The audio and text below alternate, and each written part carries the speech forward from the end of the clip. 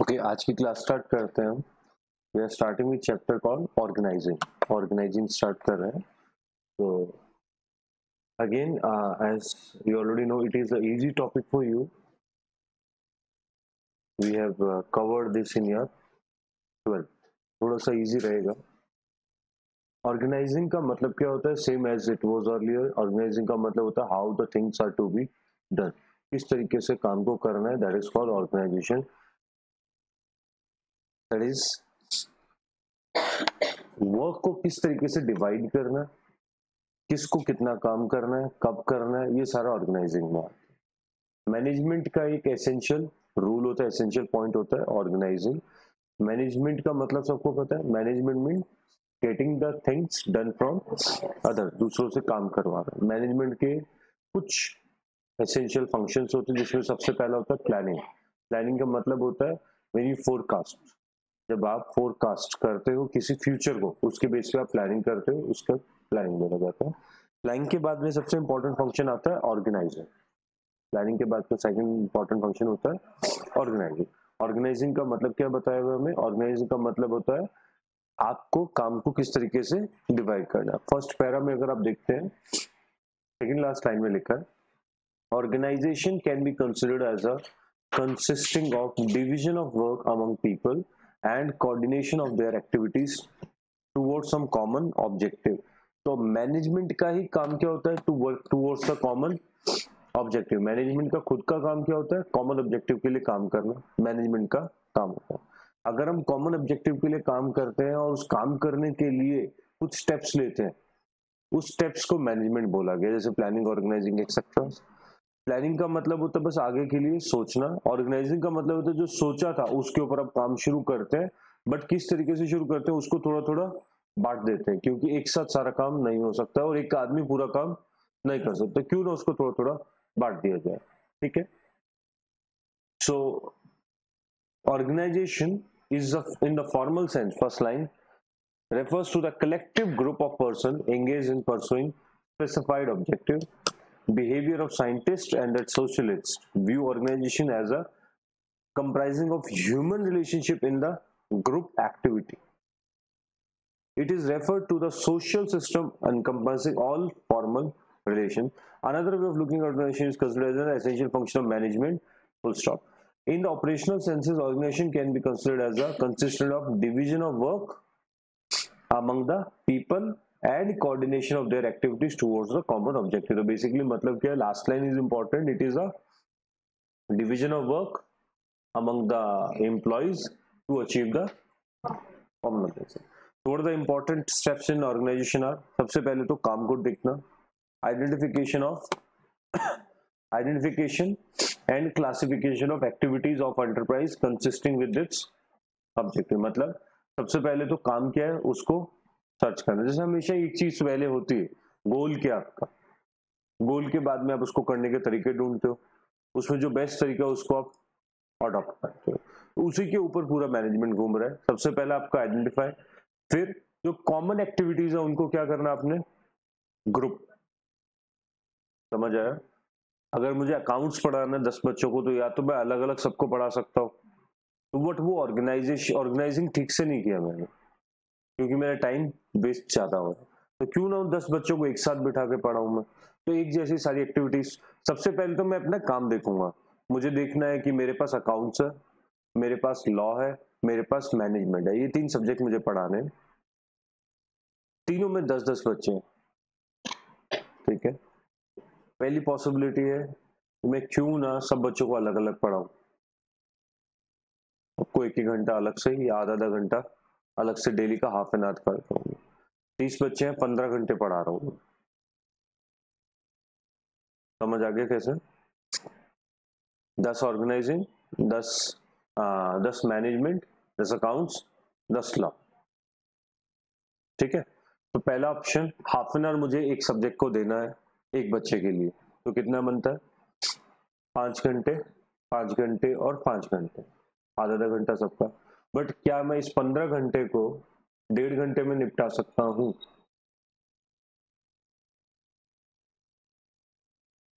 क्यों ना पहले identify the activity. Activity was management और लॉ और अकाउंट, ये 3 एक्टिविटी है। इन 3 एक्टिविटीज को अब क्या करना है, आप क्यों ना इनको एक साथ कर दो सिमिलर एक्टिविटीज को और देन परफॉर्म इट। तो क्या वो 15 घंटा या 5 घंटा जो मैं एक बच्चे को दे रहा था वो हाफ एन आवर में आ गया? एक साथ बैठ के करते हैं तो ग्रुप एक्टिविटीज को एक साथ कर दो, grouping the activities into workable units और department, then delegation of authority and placing the responsibility on the executive of the department. I should assign some faculty to that कि ये काम आप पढ़ाओगे, ये आप करोगे और ये आप करोगे, otherwise no one is accountable. कोई भी कुछ भी पढ़ा रहा है, जिसका जो मन कर रहा है वो करेगा। So is in the organization, जब तक आप कैश काउंटर पे बैंक के अंदर अगर काम को असाइन कर दिया जाता है कि कैश पे ये बैठेगा, अदरवाइज क्या होगा, कभी कैश खाली पड़ा है, कभी 2 आदमी बैठे हैं, कभी 3 बैठे हैं वहां पर, और कभी वहां पर है भी नहीं कोई, है ना। बट अगर आप उसको असाइन करोगे कि कैश पे काम आपका है, अगर वहां कुछ भी गड़बड़ हुई, यू आर अकाउंटेबल, आप रिस्पॉन्सिबल हो उसके लिए। तो क्या आप वहां पर एक तो अकाउंटेबल हो गए, प्लस एक्टिविटी जो है ऑर्गेनाइज तरीके से होगी, और कल को कुछ गड़बड़ हुई तो मैं आपको सीधा पकड़ूंगा, ठीक है। Then establishing superior subordinate relationship with the department, जितने भी लोगों को आपने रखा है उनके ऊपर must be there must be एक सुपीरियर जरूर होना चाहिए। And making provision for effective coordination between them and establishing a defined line supervision. Examples लिख लेना सारे याद रखने के लिए।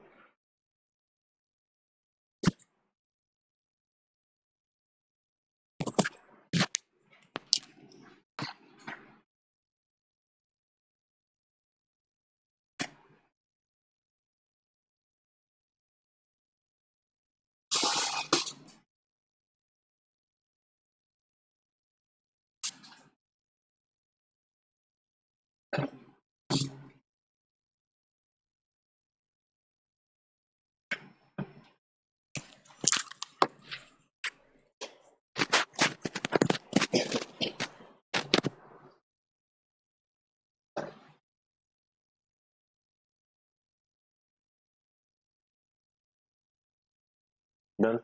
What are the features of organizing? Organize के फीचर में सबसे पहला होता है कि ये मैनेजमेंट का एक फंक्शन है, is the function of management, goal oriented होता है ये।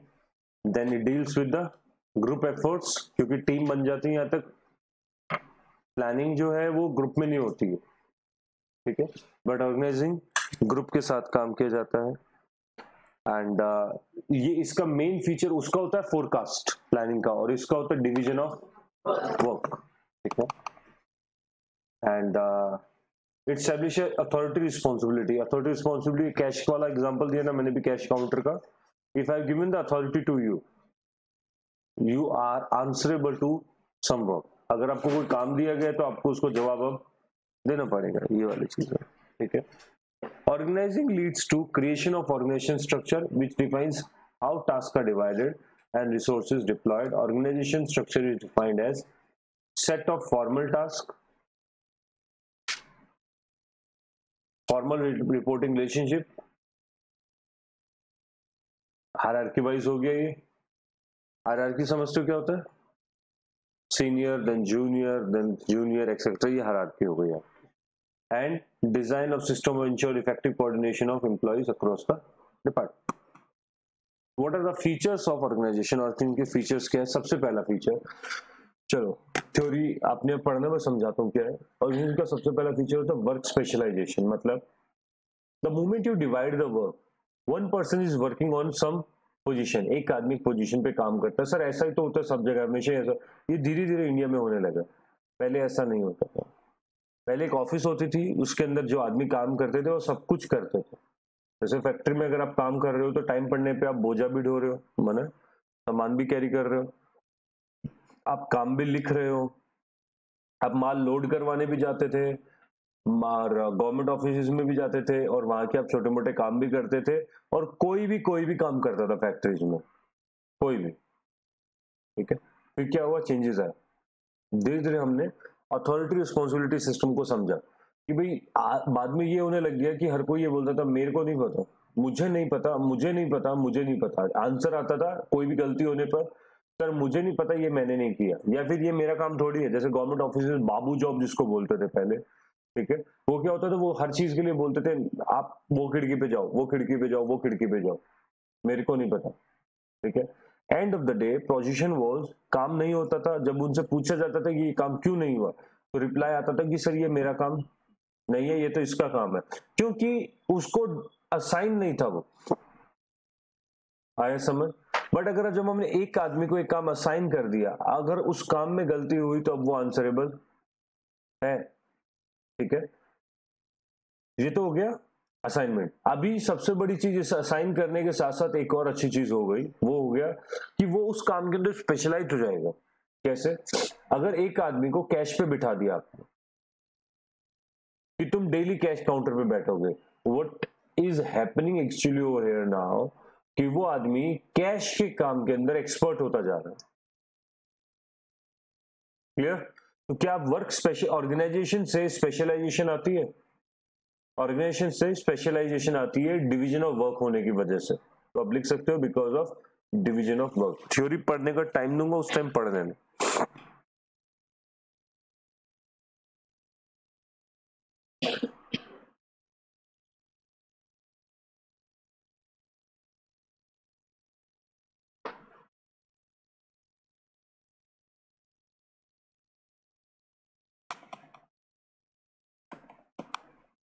फिर आता है chain of command. What do you mean by chain of command, बता सकते हैं कोई मुझे?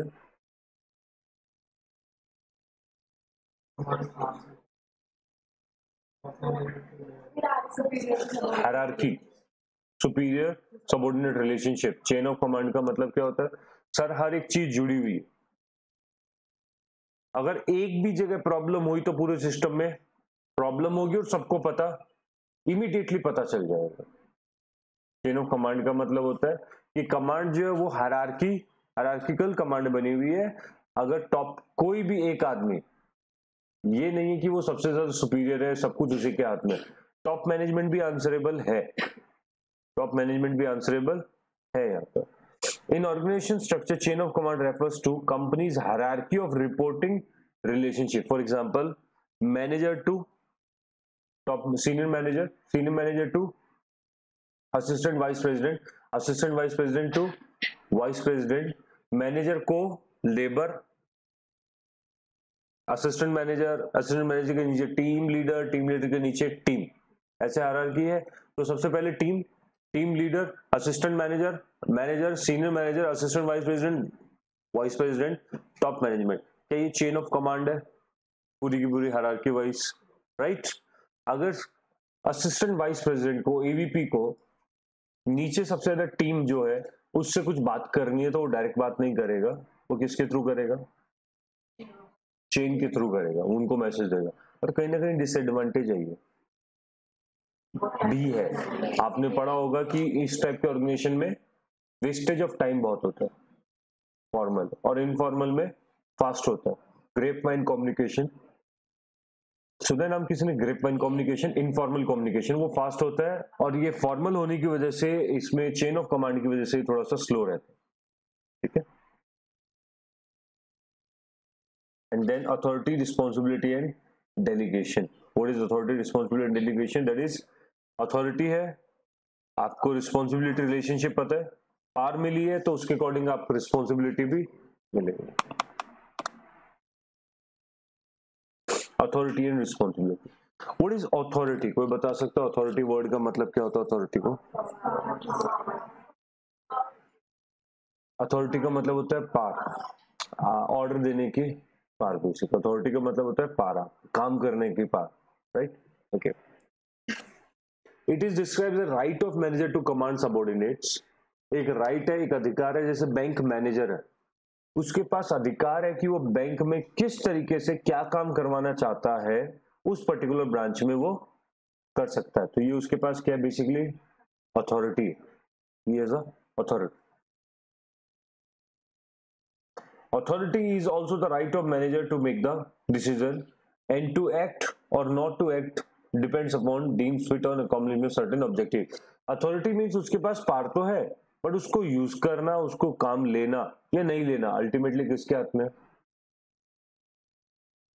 कंप्लीटली मैनेजर के हाथ में, कि लेना चाहे या ना लेना चाहे वो उसका काम है, बट अथॉरिटी उसको मिली हुई है, तो इसका मतलब क्या, simply he has the power. Fayol defined authority as the right to give order and exact obedience. मतलब फ्योल ने ये कहा अथॉरिटी का मतलब होता है ऑर्डर देना और उसका पालन करवाना, ये आपके हाथ में. Clear? Completely in your hand कि आप ऑर्डर दो और उसको अकॉम्प्लिश करवाओ. इट्स इन योर हैंड, मतलब एक बार नहीं करेगा तो 2 बार बोलो, 10 बार बोलो, आपके हाथ में, आप बोल सकते हो उसको. Then authority is greatly enhanced by personal authority comprising of intelligence, experience, moral values etc. authority क्या चीज क्या होता है सर? पर्सन टू पर्सन ये काम डिपेंड करता है. कोई अथॉरिटी का मिसयूज भी करते हैं और कोई प्रॉपर यूज भी करते हैं. It's completely person to person depend करता है. Okay, as the power to command others. Okay, हो गया ये. Next, 6th line, an individual without authority cannot occupy the position of manager. Agree? Manager का मतलब होता है the one who manage the things, and the one who has to manage is without authority can that fellow manage anything. बिना authority के manage नहीं किया जा सकता.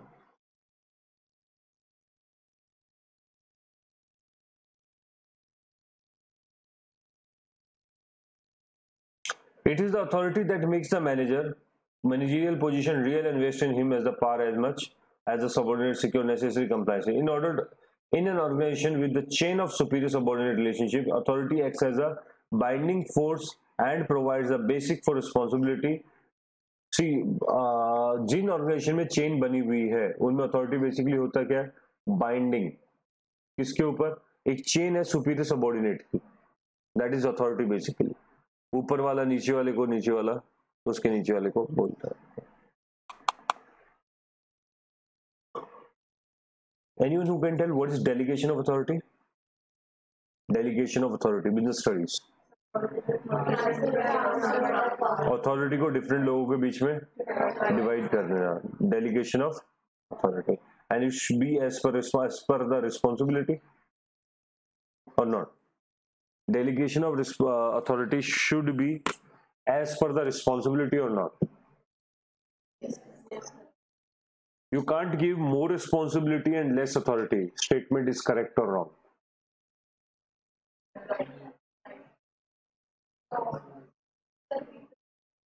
You can't give more responsibility and less authority. मतलब क्या statement सही है? Anyone else? आप रिस्पॉन्सिबिलिटी ज्यादा और अथॉरिटी कम नहीं दे सकते. काम कैसे करेगा वो नहीं. ठीक है, आप अथॉरिटी ज्यादा और रिस्पॉन्सिबिलिटी कम, एक तो करोगे सर, कोई सा भी नहीं होगा. ये भी नहीं है अथॉरिटी ज्यादा responsibility come. It should be balanced. It should be balanced, तो ये याद रखना. ठीक है. Similarly authority should not be confuse with unlimited power. Authority का मतलब ये नहीं होता कि आप जो मर्जी करो, that's not authority basically. It should thus be clear that the authority consists of certain permissions or rights for act for enterprise in some specified areas. Clear? What is responsibility? Responsibility होता है आपका हिंदी में बोला जाता है दायित्व है. दायित्व है, obligation, काम करना पड़ेगा. ठीक है.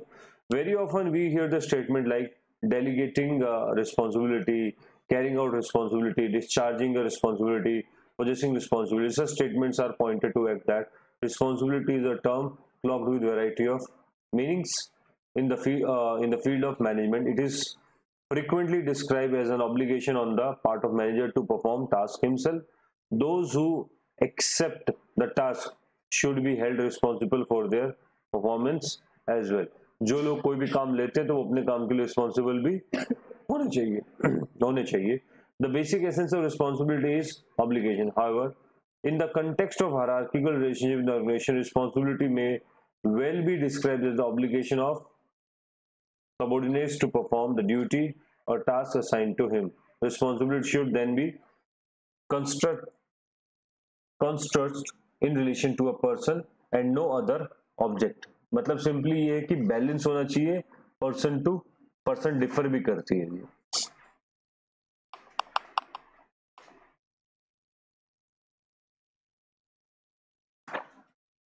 Okay, authority flows upward. Correct or not? Authority flows upward. Responsibility flows upward. दोनों ही नहीं.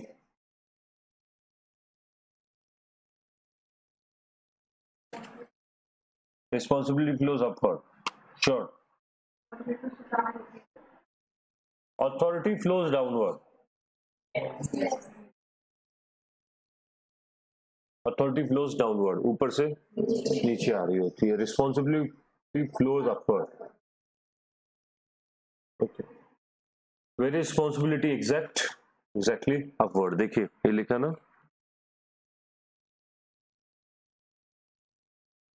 ये ब्रैकेट कर लें.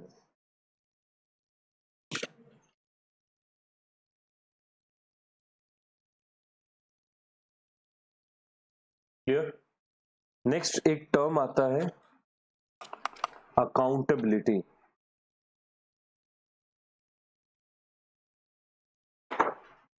Accountability is the English word basically. Accountability is not exact management word. ये इंग्लिश वर्ड होता है. इसका मतलब होता है कि सर कोई भी आप काम कर, अगर आपको कोई रिस्पॉन्सिबिलिटी मिलती है तो आप आंसरेबल. सिंपली बोला जाता है you are accountable to this. That means you are answerable to this. Accountability ये चीज है. तो ऊपर आपको अथॉरिटी दी गई थी, उसके अकॉर्डिंग आपको रिस्पॉन्सिबिलिटी दी गई थी. Now you are answerable. ठीक है. Answerability for accomplishment of the task assigned by the superior to his subordinate. It is to be noted that the process of delegation is not at all complete with just assigning the duty and delegating appropriate authority for accomplishment of the task. The process of delegation becomes complete only by making the delegate answerable to the superior for his function. Thus, if the publicity manager of the company is assigned a task of formulating and implementing a mass publicity plan for a new product, he is answerable for its effectivity. Right? अगर आपको कोई काम दिया गया और अगर आप कोई काम कर रहे हो तो आप उसके लिए answerable हो. अथॉरिटी और पावर में कोई डिफरेंस होता है?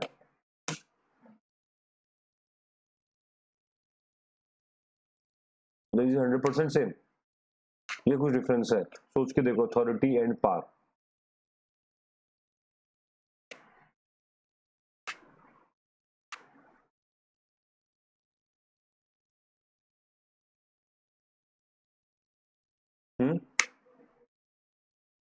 See, there is no such difference, but अगर आप कुछ कॉमन सेंस में समझेंगे इसे, तो अथॉरिटी का मतलब होता है काम करवाना. Power is basically power belongs to person, individual. कई लोग ऐसे भी होते हैं उनके पास रिस्पॉन्सिबिलिटी नहीं, उनके पास अथॉरिटी नहीं है, but still they are very powerful. बहुत सारे लोग ऐसे होते हैं who don't have that much authority but still they are very powerful people. होते हैं, उनके पास कुछ भी नहीं होता तब भी वो पावरफुल सबसे ज्यादा होते हैं. That is only they have a power to influence others. उनके पास इन्फ्लुएंस करने की पावर सबसे ज्यादा होती है. ठीक है. अब बहुत सारे से लोकल जो नेताज होते हैं छोटे छोटे, ठीक है, उनके पास काम कुछ भी नहीं है. They don't have any authority but still they have influencing power to people. लोगों को इन्फ्लुएंस करने की ताकत होती है. बहुत सारे एग्जांपल्स हैं हमारे पास, बहुत सारे एग्जांपल्स मैं दे सकता हूँ. अगर हम इंडिया की बात करें, जैसे एक वो जो जेएनयू के कुछ बच्चे थे जिन्होंने कुछ नारे वारे लगाए थे, ठीक है, उनमें से एक वो था कन्हैया. है ना. So before the election or even after the election, he was having nothing in his hand. ना वो कभी नेता बना था, ना वो कभी पॉलिटिक्स में आया था, ना उसके पास कोई काम था, कोई काम धंधा नहीं था ना. ठीक है. बट देखा जाए उसके पास अथॉरिटी वाज नॉट, उसके पास कोई अथॉरिटी नहीं थी. बट क्या वो एक पावरफुल पर्सन था? इसलिए क्योंकि वो अपने भाषण से लोगों को इन्फ्लुएंस कर देता था. अगर हम हमारे प्राइम मिनिस्टर की बात करते हैं तो उनके पास अथॉरिटी भी है, उनके पास पावर भी है. यहाँ डिफरेंस नहीं. ठीक है. अगर हमारे एक्स प्राइम मिनिस्टर की बात करते हैं हम, ठीक है, हाँ, तो उनके पास अथॉरिटी तो थी बट वो पावरफुल भी थे. ठीक है.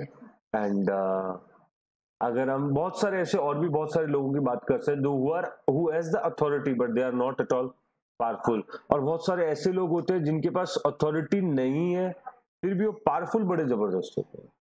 दे नो हाउ टू इन्फ्लुएंस. तो अथॉरिटी इज बेसिकली समथिंग, वो एक फॉर्मल सेंस में समझा जाता है. पावर इज बेसिकली, अगर बहुत एक थोड़ा सा डिफरेंस समझे उसमें, तो पावर बेसिकली पर्सनल की, एक पर्सन की इंडिविजुअल कैपेसिटी पे डिपेंड करता है पावर. ठीक है, समझ आया. तो पावर क्या होता है? पावर बेसिकली इंडिविजुअल कैपेसिटी को हम डिनोट करते हैं, तो वर्ड यूज किया जाता है. और पावर डिफाइन करता है इन्फ्लुएंस करने का. Power word is for influencing others. लिख लेना ये चीज, और एग्जांपल लिख लेना जो मैंने बताया, इजीली समझ आ जाएगा.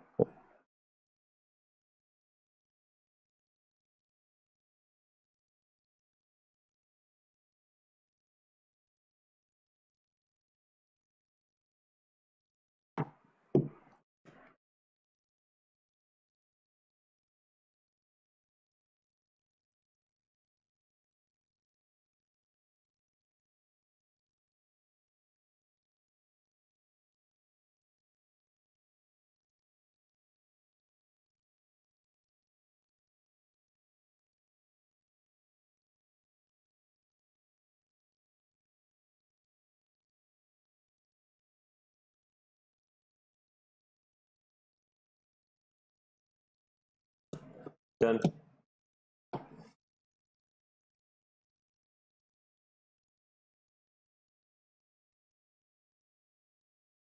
देखिए, at one extreme, right and capacity may be combined in equal proportion, while another extreme, right and capacity may be completely separable. For instance, head of division of army usually combines the authority and power more completely.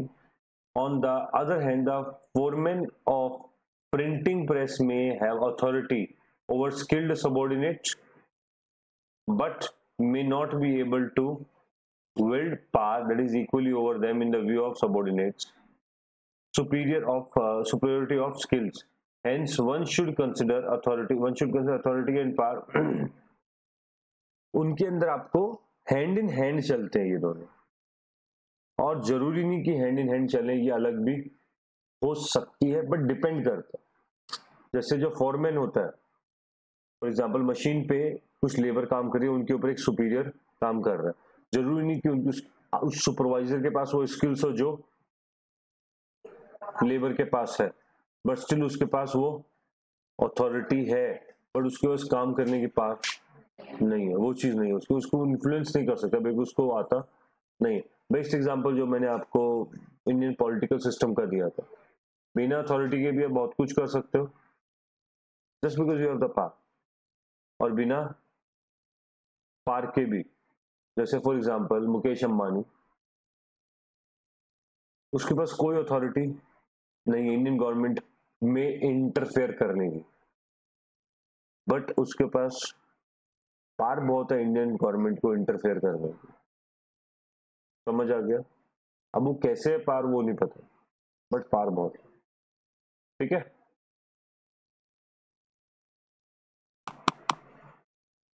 Balance of authority, power, responsibility and accountability, ये सब कुछ क्या होना चाहिए? ना ज्यादा ना कम. Ideally, authority, power, responsibility, and accountability should be equal to one another in every position in the firm. When one is outbalanced, the other problem can arise. अगर एक भी चीज ज्यादा है तो दूसरी पक्का प्रॉब्लम होगी. कोई एग्जांपल दे सकता है इसका?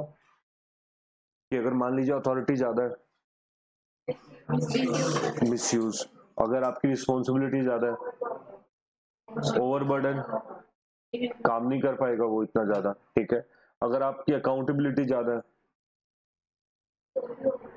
डिमोटिवेशन, क्यों सर इतना पैसा मिलता नहीं, इतनी पार नहीं है, बट जवाब मेरे को सारे देने पड़ते हैं, ठीक है। फिर आता है डेलीगेशन ऑफ अथॉरिटी, सेम दोबारा रिपीट हो रहा है। डेलीगेशन ऑफ अथॉरिटी का मतलब क्या होता है, किसी भी पर्सन को अथॉरिटी को लोगों के बीच में, अपने काम करने वाले लोगों के बीच में डिवाइड कर देना एंड उनको डिस्ट्रीब्यूट कर देना। That is delegation is an administrative process of getting things done by others by giving them responsibility. Bracket it. Authority is a degree of discretion conferred on people to make it possible for them to use their judgment. As the organization grows, there is a need to delegate authority to more and more people to cope with the volume of the work. Delegation of authority entails the division of work, load, and the sharing of responsibility. A single individual cannot manage and control every activity of the business. एक आदमी सारे काम नहीं कर सकता है, owing to its limitations both physical and mental. ना तो उसके पास 10 हाथ है और ना ही 10 दिमाग है, ठीक है। There is a limit up to which a person can supervise and subordinate. When the number of subordinates increase beyond the limit, he will have to delegate the part to those who will perform supervision for them. समझ आया इसका मतलब, अगर आपके पास 100 employees है, possible थोड़ा सा less हो जाता है कि आप 100 के 100 को अकेले इंडिविजुअली जाके उनके ऊपर कंट्रोल करो, क्यों ना आप 25 की 4 टीम बनाओ और एक सुपरवाइजर रख दो और उसको डेलीगेट करो, इफेक्टिव काम होगा आपको, ठीक है। Then various advantage of delegation of authority makes a manager delegate some of its authority.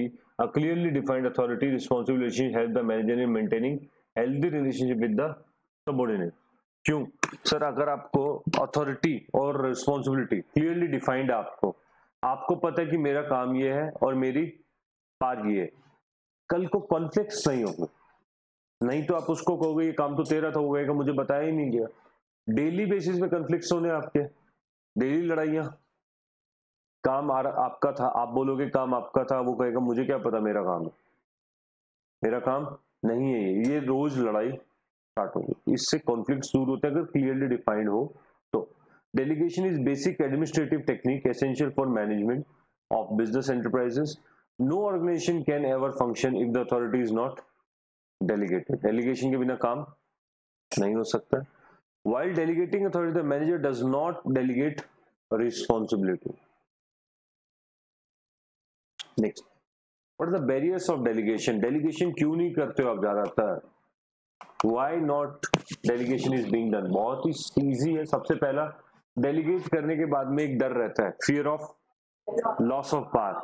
अगर मैंने आपको ये अथॉरिटी दे दी, मैंने मान लीजिए बैंक के एक फर्म है जिसके अंदर बैंक के साइन करने की अथॉरिटी मैं आपको एक आदमी को दे देता हूं, डोंट यू थिंक कल से मेरी उस साइनिंग के ऊपर पार खत्म हो जाएगी? लॉस ऑफ फियर ऑफ पार। अदरवाइज तो सब मुझे पूछते थे, सबको जरूरत थी क्योंकि फाइनेंस मेरे पास था, बट उस फाइनेंस का एक पार्ट मैंने एक आदमी को दे दिया, तो मेरी इतनी पार में से इतनी पार खत्म हो गई, तो मैं थोड़ा सा लेस पावरफुल रह गया। राइट, समझ आ गया? तो लॉस ऑफ पार का डर, सर्टेन पर्सनल एटीट्यूड। कुछ लोग होते हैं अथॉरिटी देना, कुछ भी हो जाए किसी को अथॉरिटी नहीं देंगे, जनरली आपको आप घर पे दिखता है आपको अपने। few people will always keep the authority in their hand, they will never like to delegate that, जो है उनके हाथ में रहेगा हमेशा, ठीक है। and the third is lack of ability to direct well। पर जिसको देने वाले ना अथॉरिटी, उसके अंदर इतनी काबिलियत नहीं है। जैसे कईयों को लग रहा है कि हमें घर पे क्यों नहीं मिलती, तो तीसरे वाला ऑप्शन आपके लिए फॉल ज्यादा करता है, ठीक है। जैसे दूसरे वाले में आपको अगर अपने आप को एटीट्यूड वाले में अपने आप को जोड़ पा रहे थे कि देखो हाँ किताबें भी कहती है कि वो गलत है, तो तीसरे वाला करेक्ट कर देता है आपको कि वो देना तो चाहते हैं, but their attitude does not allow because you don't have that much caliber to hold that responsibility, और authority misuse हो जाएगा पहले में जाओगे, ठीक है, ये में misuse आपका। क्लियर। फिर आता है प्रिंसिपल ऑफ डेलीगेशन। डेलीगेशन करते टाइम आपको क्या क्या चीजों को ध्यान रखना है, बहुत सिंपल। सबसे पहला क्लियरिटी ऑफ डेलीगेशन। क्या मतलब है इसका? सर जो भी कर रहे हो वो क्लियर करो, ये नहीं देखी जाएगी, सर्टेनिटी नहीं है यहाँ पर, वो सब नहीं होना चाहिए। पढ़ो उसको, क्लियरिटी ऑफ डेलीगेशन को रीड करके देखो।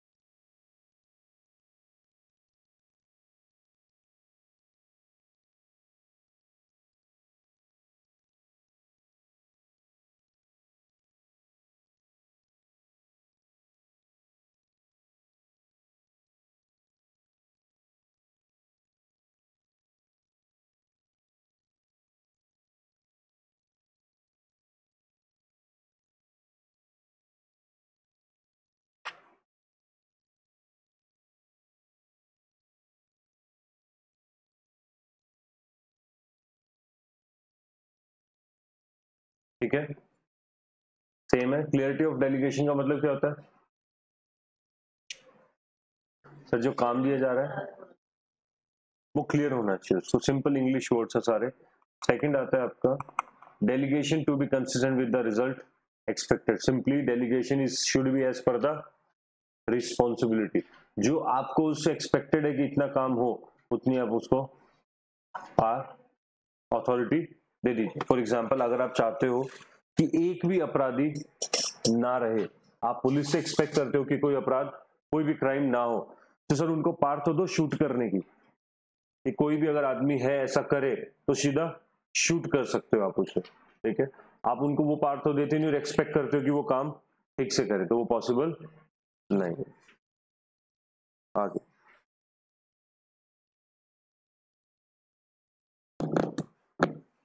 सेकंड,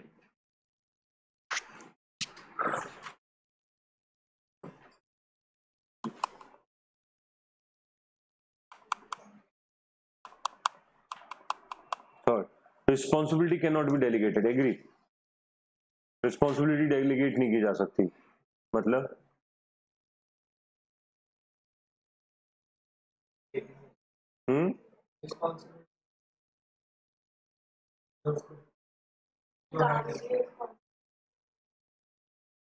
जिसने काम लिया है रिस्पॉन्सिबिलिटी उसी की रहेगी। वो आगे ये नहीं कह सकता कि चलो एक काम करो, आज से ये सारे का सारा रिस्पॉन्सिबिलिटी, दायित्व किसका? आपका। मतलब फॉर एग्जाम्पल, पैसे मैं ले रहा हूं आपसे पढ़ाने के, सब कुछ मेरा, और मैं किसी एक्स पर्सन को बोलता हूं कि चलो आज से सारा का सारा रिस्पॉन्सिबिलिटी तुम्हारी, पढ़ाओ बैठ के, ठीक है। ऐसा तो नहीं कर सकते ना, बट अथॉरिटी दी जा सकती है। रिस्पॉन्सिबिलिटी कभी आप किसी को थोप नहीं सकते, किसी को इम्पोज नहीं कर सकते, और किसी को दे नहीं सकते रिस्पॉन्सिबिलिटी। जिस आदमी ने रिस्पॉन्सिबिलिटी ली है, अकाउंटेबल वही है, कोई और अकाउंटेबल नहीं होता। Clear? Responsibility can't be delegated. There is an obligation to accomplish the assigned task is absolute and cannot be partitioned when authority is delegated to the subordinates. Thus, when the chief executive of the company appoints a sales manager to look after sales, the former does not absolve himself from his responsibility. For example, अगर मैं एक sales head हूं और मुझे ये मिला कि आपको 10,000 यूनिट सेल करनी है, इसके लिए मुझे मिस्टर एक्स ने हायर किया 10,000 यूनिट्स के लिए। मैं अकेला सेल नहीं कर सकता, मैंने यहाँ पर 10 स्टाफ को हायर किया और सबको 1,000 यूनिट सेल का रिस्पॉन्सिबिलिटी दे दी। बट इस 1,000 यूनिट्स में से आप में से कोई भी नहीं कर पाया, क्या सेल्स हेड को मैं ये कह सकता हूं कि उन्होंने नहीं किया, मेरी क्या गलती है? Rather I am responsible to him. तो क्या मैं रिस्पॉन्सिबिलिटी डेलीगेट करके फ्री हो सकता हूं? मैं फ्री नहीं हो सकता हूं। Even if I have delegated responsibility, still I am accountable, मैं रिस्पॉन्सिबिलिटी से हट नहीं सकता हूं कभी। Clear?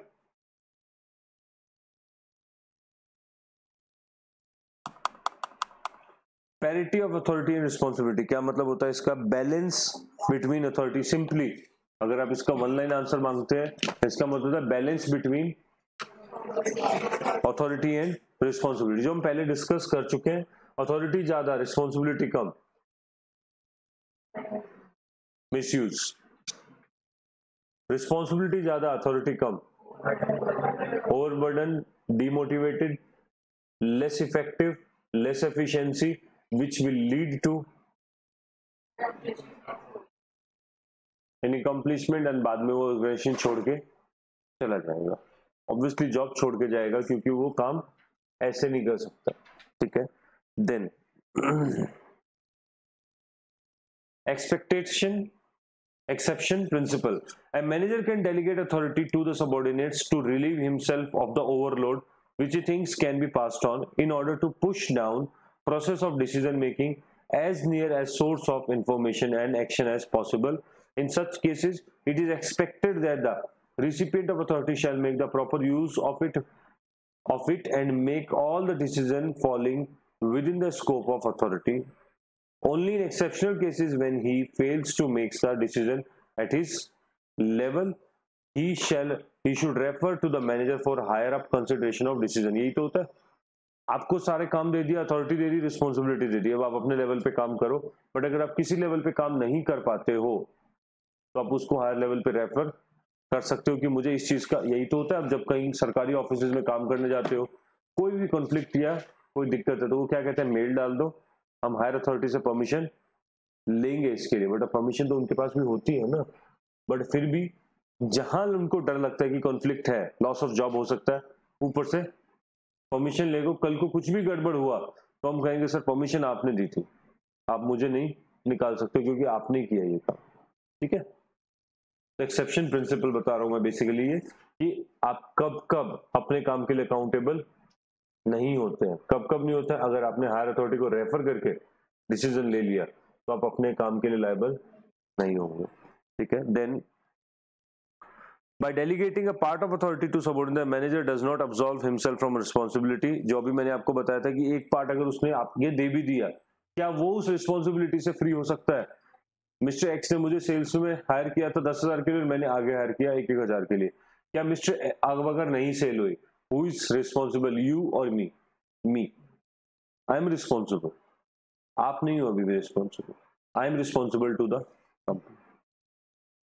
Authority once delegate can always be recovered by the delegator, एक बार अथॉरिटी दे दी, बाद में क्या उसको रिवोक किया जा सकता है? आराम से किया जा सकता है सर। क्यों? अगर आप मिसयूज कर रहे हो, कुछ भी दिक्कत है, फ्रॉड कर रहे हो या कोई यूज नहीं है आपकी अथॉरिटी का, मैं कभी भी समय रहते आपकी अथॉरिटी को रिवोक कर सकता हूं। In organization such problems also arise which require pooling of authority of two or more managers together before final decision can be taken। मतलब कई बार ऐसा होता है कि दो मैनेजर्स को एक साथ मिलकर डिसीजन लेना पड़ता है। बहुत सारी ऐसी सिचुएशंस होती हैं, बहुत सारी ऐसी सिचुएशंस होती हैं, जैसे production manager and purchase manager एक साथ मिलकर काम करते हैं रॉ मटेरियल को खरीदने में। पता है क्यों?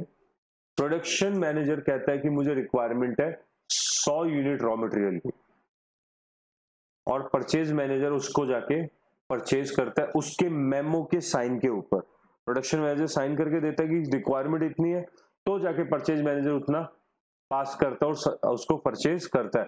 तो क्या दो मैनेजर एक साथ मिलकर अपनी अथॉरिटी, कई बार अथॉरिटी दो सुपीरियर या दो लोग एक साथ मिलकर यूज करते हैं, इसका एग्जाम्पल है। ठीक है,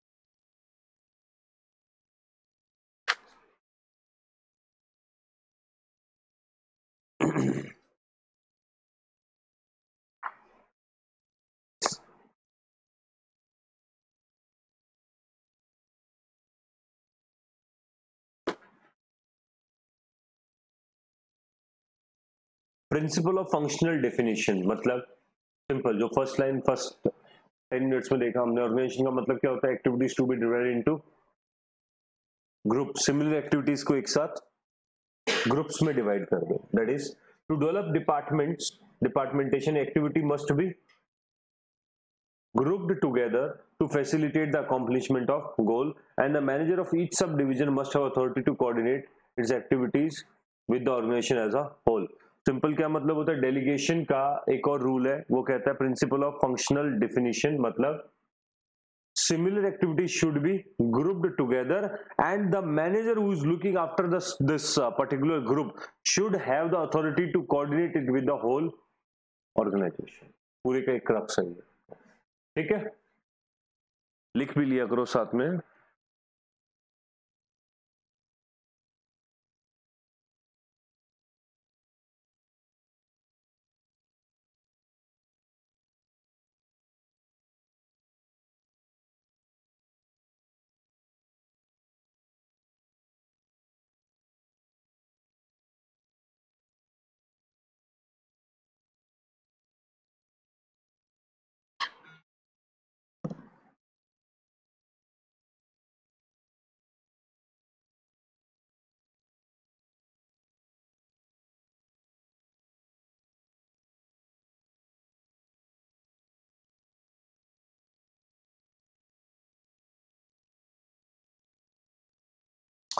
फिर आता है स्केलर प्रिंसिपल। स्केलर प्रिंसिपल कहता है तो जितनी ज्यादा क्लियरिटी होगी ना उतना ज्यादा बेटर रिजल्ट आए, है कि नहीं, जितनी ज्यादा क्लियरिटी अच्छी होगी उतना ज्यादा रिजल्ट बेटर आएगा। It says that the more clear the line of authority from the manager in the organization to subordinate, the more effective will be the responsible decision making and organization communication. Subordinates must know who delegates authority to them and to whom matters beyond their own authority must be referred. मतलब subordinates को पता होना चाहिए कि उनको authority किसने दी और उनकी अथॉरिटी या अपनी अथॉरिटी के बाद उनको किसको रेफर करना है, कि अगर वो गलत काम कर रहे हैं तो उसके ऊपर कौन है उनको पता होना चाहिए, प्लस अगर कोई चीज मेरे अथॉरिटी से बाहर है तो मुझे किसके पास जाना है वापस, इसके पास, ये मुझे पता होना चाहिए, क्लियरिटी होनी चाहिए। अदरवाइज आप सारे काम अपने आप करोगे, रिस्पॉन्सिबिलिटी नहीं भी है, अथॉरिटी नहीं भी है, तब भी आप कहोगे और कौन करेगा, मैं ही तो करूंगा, तो करना शुरू कर देते हो। फिर आता है last principle of unity of command. इसका मतलब होता है order must flow from one person, मतलब एक आदमी को 50 आदमी ऑर्डर नहीं दे, एक से ज्यादा नहीं दे। रीजन, वो एक आदमी के तरीके से करेगा, दूसरा दूसरे के तरीके से करवाएगा, काम नहीं हो पाएगा। ऑर्डर मस्ट फ्लो फ्रॉम, ठीक है, ओके। फिर आता है एक अगला topic, span of management. Depending upon the complexity of organization activities and relationship among the superior and subordinate, it becomes important the superiors manage an optimum number of subordinates that result in optimum organization outputs. All the subordinates cannot be managed by one superior. There has to be a limit on the number of subordinates who can be effectively managed by the superior. समझ आया इसका मतलब? Sir आपने कहा superior subordinate relationship होना चाहिए, मैं 6000 subordinates एक आदमी के नीचे रखता हूं, ये कौन सा सुपीरियर सबऑर्डिनेट रिलेशनशिप है, बैलेंस कहां से होगा? तो एक लिमिट होनी चाहिए कि इतने आदमियों के ऊपर एक आदमी सुपीरियर होना चाहिए। There must be span of management. जैसे for example 27 management rights determine 5 और 6 as per the optimum number that a manager could effectively manage at a upper level. एक टाइम पे एक आदमी कितने लोगों को मैनेज कर सकता है? 5-6, इससे ज्यादा नहीं। फिर आता है सेंट्रलाइजेशन डिसेंट्रलाइजेशन। ये तो खैर आपका आसान टॉपिक है आपके लिए। सेंट्रलाइजेशन का मतलब क्या होता है? जब अथॉरिटी फ्लो नहीं होती, वो रहती किसके हाथ में? हर चीज को पूछने के लिए टाइम इसमें, कॉस्ट इसमें कम लगती है, समय ज्यादा लगता है इसके अंदर, समय बहुत ज्यादा लगता है क्योंकि अगर कोई चीज पूछनी है तो आपको, बट इसमें समय कम भी लगता है अगर डायरेक्ट पूछा जाए तो बहुत डिपेंड करता है सिचुएशन, कैसे सिचुएशन आती है वैसे डिफाइन करना है। सेंट्रलाइजेशन का मीनिंग समझ लो खाली, सेंट्रलाइजेशन का मीनिंग होता है when the authority is in the hand of top management, तो everything you have to ask to the top management. ठीक है, कुछ फायदे भी है इसके, कुछ नुकसान भी है इसके। एक आता है डिसेंट्रलाइजेशन। डिसेंट्रलाइजेशन का मतलब क्या होता है, when the authority is, authority responsibility तो खैर उसमें भी है, authority is divided among the departments and the people. लोगों के बीच में अथॉरिटी को आप जब डिवाइड करते हो depending on their hierarchy. Clear, that is decentralization. नाम से समझ आ रहा है ना, सेंट्रलाइजेशन का मतलब अथॉरिटी अपने पास, डिसेंट्रलाइजेशन का मतलब अथॉरिटी सेंटर में सबके पास है। एडवांटेज डिसएडवांटेज देखिए जल्दी से।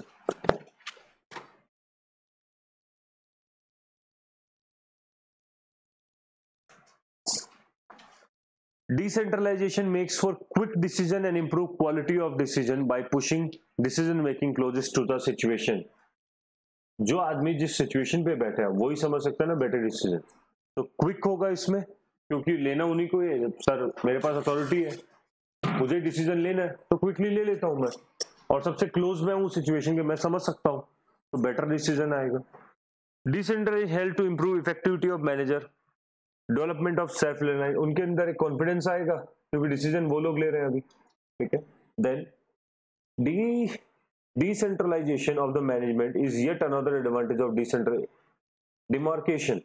Those who are governed can assert their voice and have share in that governance। इसका मतलब सिंपली ये,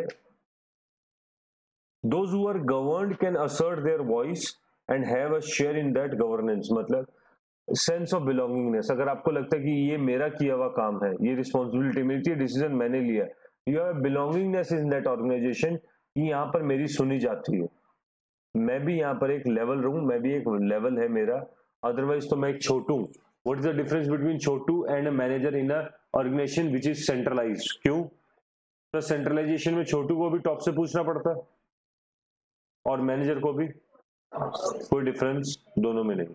वेयर डिसेंट्रलाइजेशन में मैनेजर की खुद के पास रिस्पॉन्सिबिलिटी होती है और छोटू को मैनेजर से पूछना पड़ता है, तो उसको एक बिलोंगिंगनेस लगती है कि मेरे पास भी कुछ पार है। फिर decentralization provides actual work experience to a large number of middle and lower managers, उनको खुद को एंटरप्रेन्योर बनने का एक मौका मिलता है डिसीजन लेने का। And then decentralization provides improve morale of personnel and another great advantage of decentralization, managers at a different level and semi-autonomous divisions are able to see by themselves the result of their own actions and ascertain their role and success। What are the advantage of centralization? है तो वैसे similar से दोनों।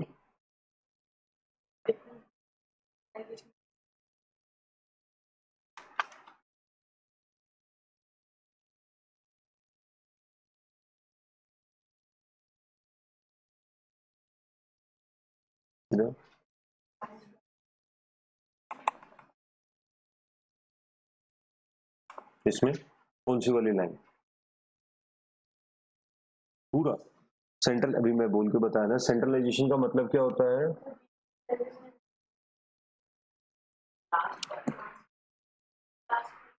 ये वाला यहां से। Delegation का मतलब क्या होता है, डेलीगेशन का मतलब है जब आप किसी को पावर के लिए, when you give the power to someone. And decentralization का मतलब क्या होता है, decentralization is a process of giving the power. Decentralization is a process of giving the power and delegation is actual giving of power. Delegation is the process and decentralization is the situation produced by the large delegation authority down the level of organization। तो मतलब क्या होता है, delegation तो actual है और decentralization एक पूरा का पूरा प्रोसेस है। तो ब्रॉडर कौन सा होता है, decentralization always a broader one। अगर डिफरेंस लिखना भी है तो साथ में लिख सकते हो, decentralization is broader and delegation is narrow as compared to that। Moreover, a company cannot do without delegation, that is delegation authority essential as much as no organization is responsible without delegation. Sir delegation के बिना कोई organization चल नहीं सकता, but decentralization के बिना चल सकता है. Delegation essential in every organization, whereas decentralization depends.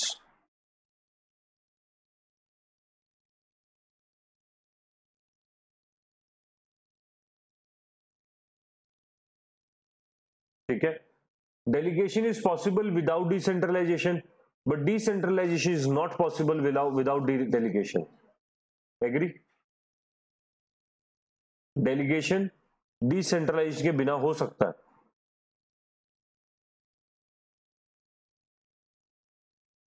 हो सकता है. Whereas decentralization delegation के बिना, what is decentralization? है ही delegation basically. तो जब कंप्लीट ही दे दिया तो वो डिसेंट्रलाइजेशन, और कुछ पोर्शन दिया तो वो खाली डेलीगेशन है. क्लियर है? ये लिखा है इसको. Okay, where will be advantage done. Disadvantage, advantage of centralization पे. What are the advantage of centralization? Centralization के फायदे क्या क्या है? एक तो सारी की सारी पावर आपके हाथ में है. ठीक है. तो लॉस, फियर, मिसयूज, ये सब पॉसिबिलिटीज नहीं है. Advantage of centralization are largely absent in decentralized organization and they becomes limitation of the decentralization. Uniformity of policy and produce can strictly be enforced since decision और control are largely the centralised.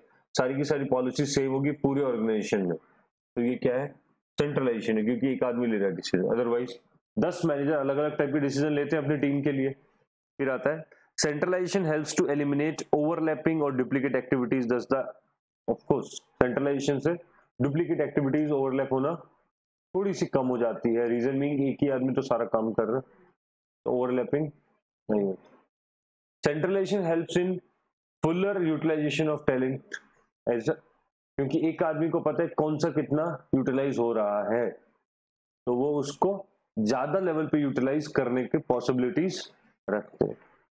Centralisation ensure consistency in operation and uniformity in the decision and consequently helps to retain substantial control over the activities of enterprise. Centralization से control थोड़ा सा कहते हैं advantage है, तो कहना पड़ेगा ज्यादा होता है, बट एग्जैक्टली आज का सिनेरियो देखा जाए तो डिसेंट्रलाइजेशन ज्यादा बड़ी है. अगर बड़े ऑर्गेनाइजेशन है तो उसमें डी जाएगा, और छोटे तो उसमें खाली सी है. Decentralization is not an easy process. Both centralized and decentralized have their own relative merit and demerit. दोनों के ही अपने फायदे और नुकसान हैं. Evidently, it is necessary to consider each in balance with the other. Even in decentralization company, certain functions are invariably centralized. Of course, क्या decentralization में भी कुछ चीजें centralized होती है?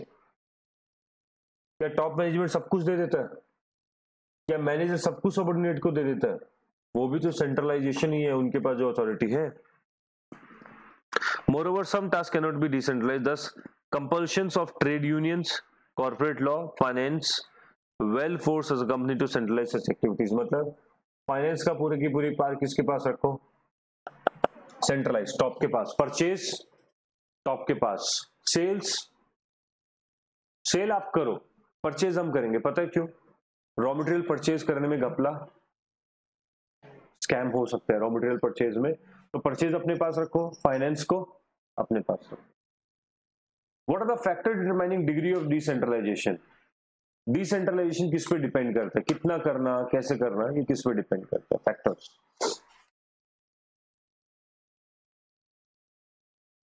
सबसे पहले importance and significance of decision. Sir decision कितना इंपॉर्टेंट है, क्या उसके ऊपर डिपेंड करता है कि ये डिसेंट्रलाइजेशन हो चाहिए सेंट्रलाइज? जैसे मैंने आपको भी बताया, परचेज को अगर डिसेंट्रलाइज कर दिया जाए तो ऑर्गेनाइजेशन में डेली बेसिस के स्कैम्स होंगे, बट अगर परचेज को सेंट्रलाइज रखा जाए परचेज डिपार्टमेंट को, तो वो थोड़ा सा स्कैम नहीं होते उसमें, क्योंकि पैसा मेरा लगा है.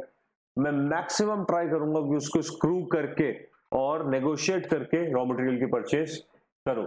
तो डिपेंड ऑन सिग्निफिकेंस, मतलब होता है important. Importance and significance of decision. Decision कितना इंपॉर्टेंट है उसके बेसिस पे डिपेंड करता है कि ये सेंट्रलाइज होना चाहिए या डिसेंट्रलाइज होना। सर ऑर्गेनाइजेशन का साइज भी डिपेंड करता है सेंटर और डिसेंटर के लिए। ऑर्गेनाइजेशन कुल मिला के 4 आदमी है, आप बताओ कौन सा होना चाहिए? ऑर्गेनाइजेशन में 1400 आदमी है, समझ आ गया? तो साइज ऑल्सो मैटर्स।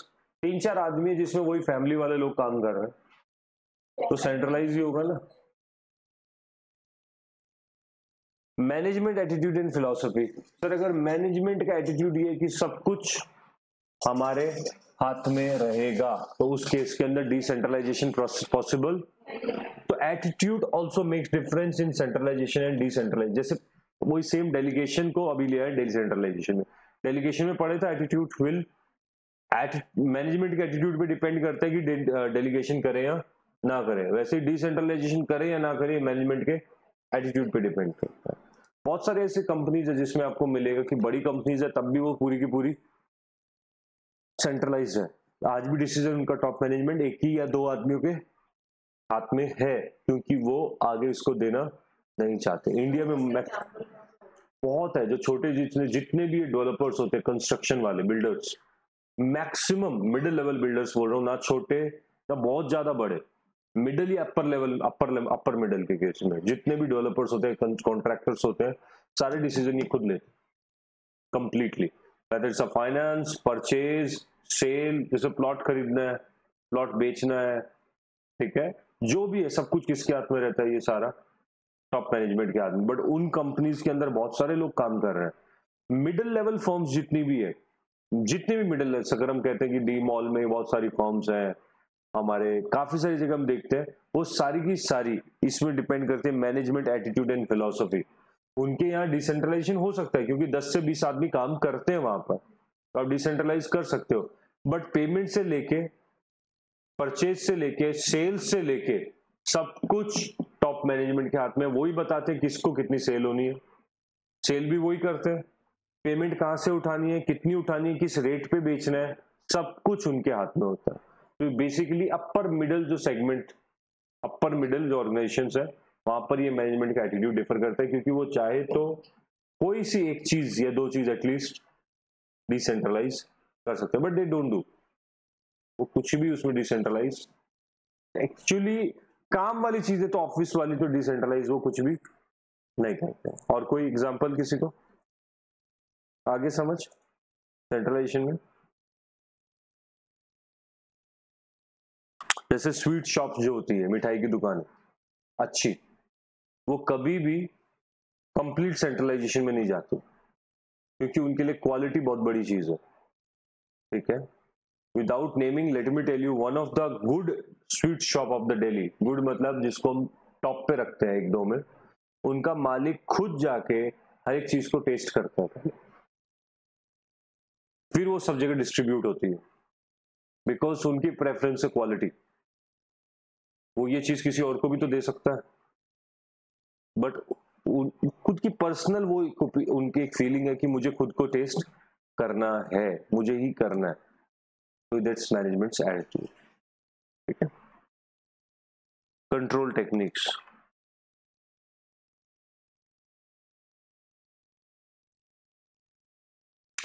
सेंट्रलाइज और डिसेंट्रलाइज करने में एक और फैक्टर डिपेंड करता है, कंट्रोल टेक्निक। कंट्रोल टेक्निक पढ़ते हैं एक बार जल्दी से।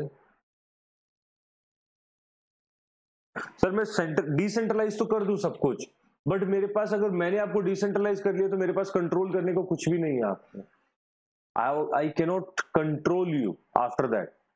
बट अगर मेरे पास अगर एक ऐसी टेक्निक है कि मैंने आपको रिस्पॉन्सिबिलिटी दे दी और सीसीटीवी कैमरा लगा दिया ऊपर, मेरे थोड़ा सा डर खत्म हो जाएगा डिसेंट्रलाइजेशन का। अगर मेरे पास कंट्रोलिंग टेक्निक है, मैं डिसेंट्रलाइज कर सकता हूं। जैसे एक टाइम पे मिठाई की दुकानों में, आजकल तो बिल्स कैसे बनते हैं, स्लिप कटती है, पहले कैश होता था, ठीक है, और मालिक खुद बैठता था ज्यादातर, मालिक या मालिक की फैमिली, ओनर या ओनर की फैमिली से कोई ना कोई आदमी बैठता था। कुछ लिमिटेड स्टोर्स होते थे एक आदमी के, जिन पे मालिक या उनकी फैमिली या उनके क्लोज रिलेटिव्स को बिठाया जाता था, ठीक है। ये मैं अपना पर्सनल एक्सपीरियंस बता रहा हूँ जो मैंने देखा लोगों को।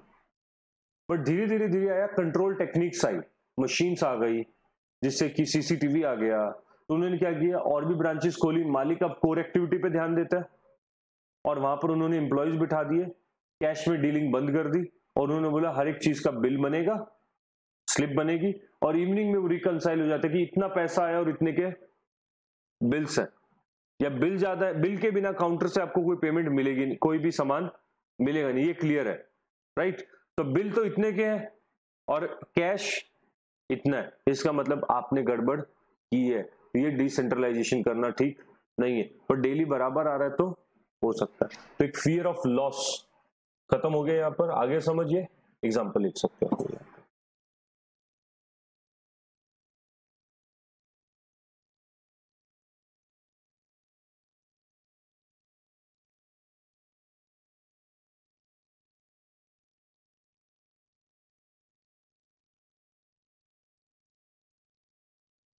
फिर एक डिसेंट्रलाइजेशन का एक और प्रॉब्लम है कि सर किसको दूं रिस्पॉन्सिबिलिटी, वैसा कोई इंसान भी तो होना चाहिए। डिसेंट्रलाइजेशन का एक और फैक्टर ये भी है, capability, availability of capable executives. मतलब I want to give my responsibility but there must be some competent person who can look after this responsibility। मतलब एक कम रेट, ठीक रेट के अंदर एक अच्छा आदमी मिल जाए, तो आप अपना खुद का सोचो ना, क्या आप अपने रिस्पॉन्सिबिलिटीज को, मतलब आप तो खैर क्या करोगे, आपकी तो पढ़ाई की है, आप तो चाहे बिना कैपेबल भी कर सकते हो, बट अगर एक बिजनेसमैन है, आप अपने फैमिली का देखते हो अगर, तो क्या अगर आपके फादर या मदर जो भी काम करते हैं, क्या वो अपना काम अगर उनको एक कम रेट में अच्छे एक आदमी मिल जाए, वो उसको वो ब्रांच हैंडल करके और दूसरी जगह दुकान खोल सकते हैं वो, if there is availability of capable executive, तो वो एक और ब्रांच खोल लेंगे, राइट। बट क्योंकि उनको उतना कैपेबल, उतना काबिल आदमी नहीं है उनके पास, तो वो अकेले एक ही जगह पर बैठते हैं, वो दूसरी ब्रांच नहीं खोल पाते, राइट। डिसेंट्रलाइजेशन हो जाएगा उनको देने पर। Environmental influences. So far, determination of the extent of decentralization that have been analyzed belonging to interior of the firm, but certain external forces are also significant in this and determining the mode of decentralization authority. There should not be any controversy over the fact that forces like government control, national union, physical policy, government purchases also considered as a length determined to mold the extent and nature of decentralization of organization। Government के decision, government भी influence करती है।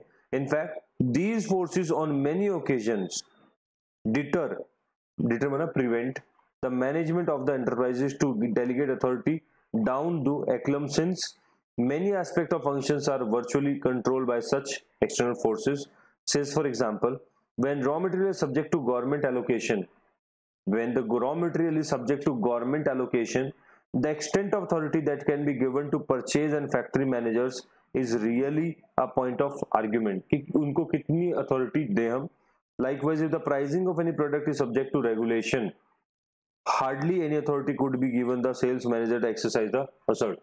बहुत कम ऐसे मिलेंगे, जैसे for example pharmaceuticals में, दवाइयों में थोड़ा सा गवर्नमेंट रूलिंग करती है कि आप इस मेडिसिन को इससे ज्यादा नहीं कर सकते, तो प्राइसिंग टॉप मैनेजमेंट अपने हाथ में रख दे, क्योंकि मैनेजर का क्या भरोसा, ऊपर कर दे जेल कौन जाएगा, मैं जाऊंगा। तो उस केस में फार्मास्यूटिकल में जैसे बहुत सारी ऐसी मेडिसिन होती है, डेंगू एक्सेट्रा, आप गवर्नमेंट के प्रिस्क्राइब रुपए से ऊपर उनको नहीं कर सकते हो, तो उस केस में प्राइसिंग किसके हाथ में रहेगी, आपके हाथ में रहेगी, ठीक है। तो गवर्नमेंट भी इन्फ्लुएंस करती है। अच्छा, फिर डिटेल में एक गिवन है आपका, मैंने उस टाइम जो छुड़वाया था वो इस वजह से छुड़वाया था, डेलीगेशन डिसेंट्रलाइजेशन, बिकॉज यहाँ में डिटेल में पढ़ना था वो, देख लीजिए जल्दी से इसको।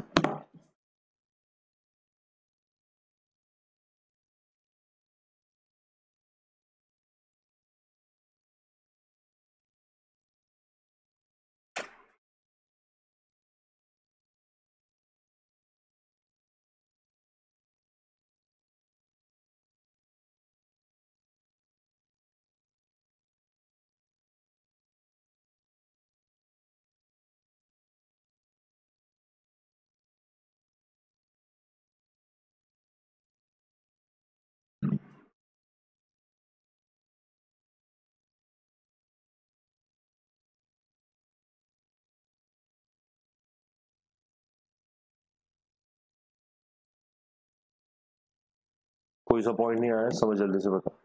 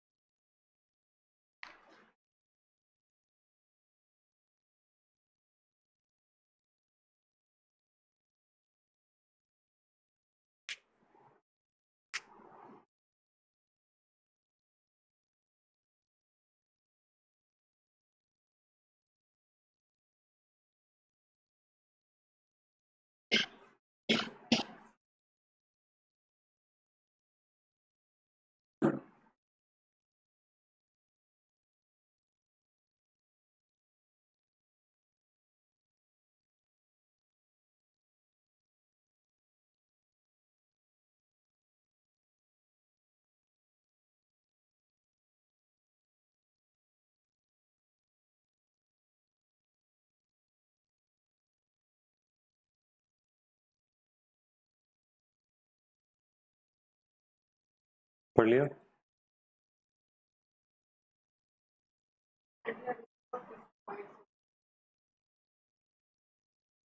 रिलेशनशिप,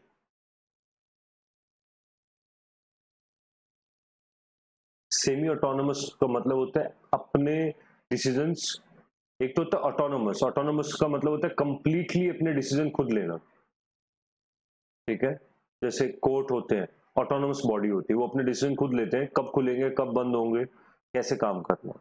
एक होता है सेमी ऑटोनोमस, ठीक है, और एक होता है नॉन ऑटोनोमस, मतलब नॉट एट ऑल ऑटोनोमस, मतलब कंप्लीटली एक एक चीज आपको पूछनी पड़ती है।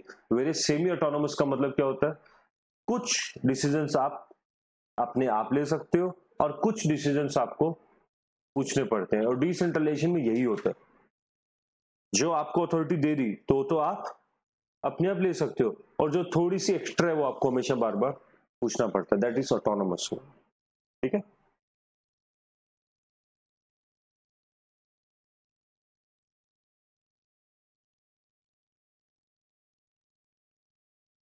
डन। तो आज इतना ही करेंगे, बाकी नेक्स्ट क्लास में करेंगे, क्योंकि आज ये खत्म तो होगा नहीं, नेक्स्ट क्लास में चाहिएगा हमें टॉपिक एक्स्ट्रा। हाँ लिखा बेटा,